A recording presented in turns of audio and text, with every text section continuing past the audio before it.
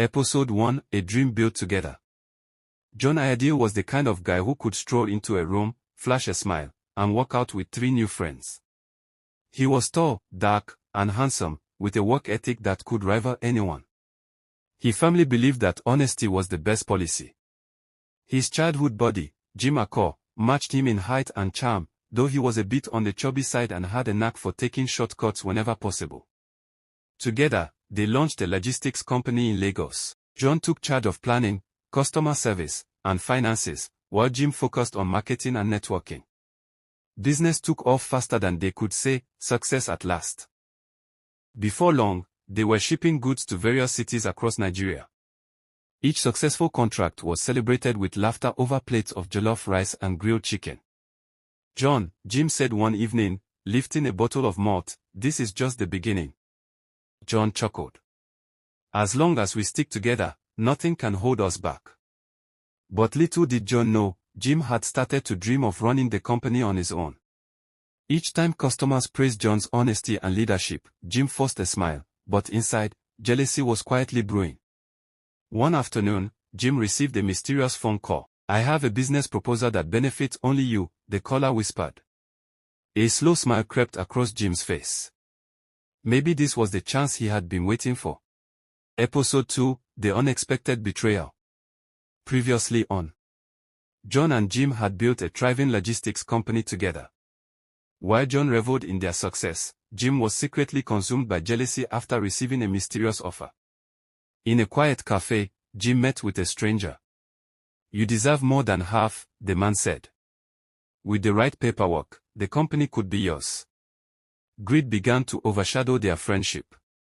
In the weeks that followed, Jim covertly tampered with company documents and convinced a few investors that John was stepping back from management. John started to notice some odd changes. "Our office keys don't work," he remarked one morning. Jim shrugged nonchalantly. "Must be a security update." When John finally managed to get into the office, he was taken aback. His name was gone from the company signboard. Employees shifted their gazes awkwardly. "Jim, what's happening?" Jim crossed his arms defiantly. "I'm the owner now." John chuckled, thinking it was a prank. But then he spotted the legal documents. His laughter faded instantly. Without making a fuss, John quietly grabbed his laptop and walked out. Standing outside in the sweltering Lagos sun, he whispered, "I may have lost the company, but I haven't lost myself." Just then, his phone buzzed. The caller identified herself as a lawyer. "I think there's something you need to know." Episode 3, Starting from Scratch. Previously on. Jim seized control of the company using some shady documents, leaving John with nothing but disappointment. Just as John was walking away, a lawyer reached out with some crucial news. She pointed out that several signatures on the business paperwork looked fishy. "You might have a solid legal case," she said. Grateful for the insight, John chose not to rush into a courtroom battle. Instead, he set his sights on rebuilding his life from the ground up. He rented a small office with peeling paint, furnished with just one desk, a laptop, and a loyal assistant by his side. His friends rallied around him. "You've always been the brains behind the operation," one of them reminded him. John couldn't help but smile. "Let's show everyone that hard work still matters." Days turned into weeks as he personally visited clients, listened intently to their needs, and made sure to keep every promise he made. Gradually, old customers started to come back. Word spread like wildfire. If John's involved, you know it will get done right. Meanwhile, Jim was living the high life with fancy cars, extravagant parties, and all the social media buzz. Everything seemed to be going his way. That is, until one of his biggest clients called him up. "We've been hearing some concerning things about your company." In an instant, Jim's confident grin vanished. Episode 4, Tables Begin to Turn. Previously on. John decided to start fresh, embracing honesty and determination, while Jim was riding high on his success. But whispers about Jim's business practices began to circulate. John officially kicked off Iredale Logistics Solutions. The office may have been small, but it buzzed with hope and energy. His team poured their hearts into their work and shared plenty of laughs. When mistakes happened, they were addressed without blame. Successes were celebrated as a team. Customers noticed the positive change. Before long, larger companies were reaching out for meetings. Meanwhile, Jim found himself grappling with disgruntled employees, late deliveries, and a rising tide of complaints. His shortcuts were finally coming back to haunt him. A few years later, both companies put in bids for a nationwide transport contract worth millions. Tension filled the air as everyone waited anxiously. With a confident grin, Jim declared, "We've already won." John just smiled back. "No matter what happens, we'll keep doing great work." Days later, an official envelope landed on John's desk. He stared at it in silence before peeling it open. His assistant leaned in closer. "So, who got the contract?" John carefully unfolded the letter, his eyes widening in surprise. Episode 5, The Big Break. Previously on. Both companies were in a fierce battle for a major contract, and John had just cracked open the official letter. John burst into laughter. "We got it." The office erupted in cheers.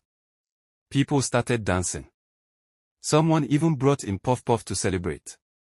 That contract changed everything for the company overnight. New trucks rolled in. More employees were brought on board. Branches opened up in Abuja and Port Harcourt. Meanwhile, Jim was facing a different reality. Government auditors were knocking on his door, wanting to inspect his financial records. Several investors pulled their support. The flashy lifestyle that once turned heads was now slipping through his fingers. One evening, as Jim drove past John's sleek headquarters, he let out a deep sigh.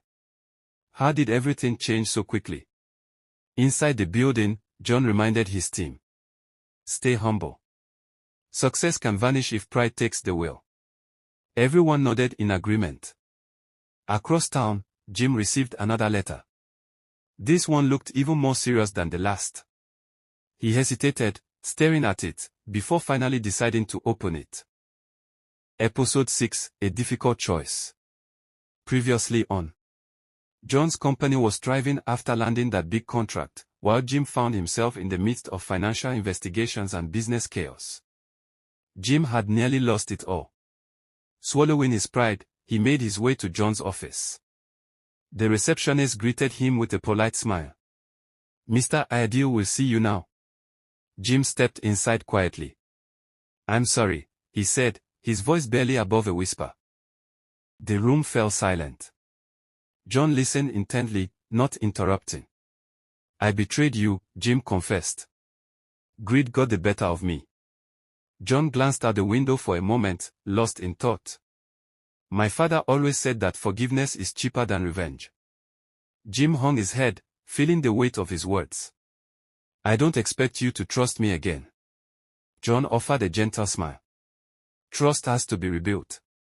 Instead of seeking revenge, John chose to give Jim some advice on how to start fresh and rebuild with integrity. Jim accepted it with gratitude. Episode 7, Winning the Right Way. Previously on. Jim offered a heartfelt apology, and John chose to embrace forgiveness rather than seek revenge. Ideal Logistics Solutions emerged as one of the most trusted companies in the country.